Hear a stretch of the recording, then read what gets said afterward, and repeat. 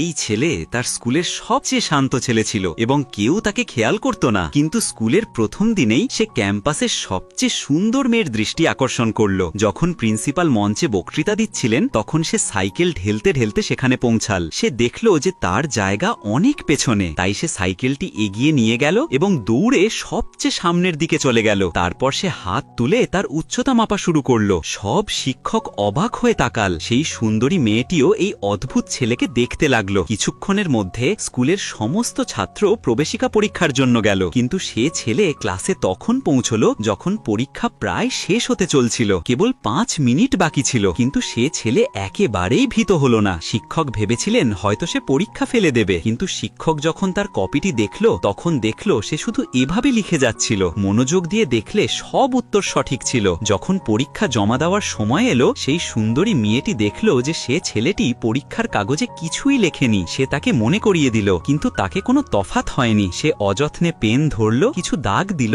এবং কাগজ জমা দিল। এখন মেয়েটি তার প্রতি আগ্রহী হয়ে উঠল। ক্লাস শেষে সে তার সবচেয়ে ভালো বন্ধুকে বলল যে এই ছেলে অবশ্যই কোনো জিনিয়াস, কারণ যখন সে তার ডান কাঁধে হাত রাখল সে মাথা বাম দিকে ঘোরাল। যখন সে একটি কাগজ দিয়ে তার ডান কান ছুল, সে বাম হাতে তা ছুল। আরও অদ্ভুত ব্যাপার হলো, সাধারণ মানুষ নখ দেখানোর জন্য হাত উল্টায়, কিন্তু সে উল্টো করত। মেয়েটি সেই ছেলের সম্পর্কে আরও জানতে শুরু করল।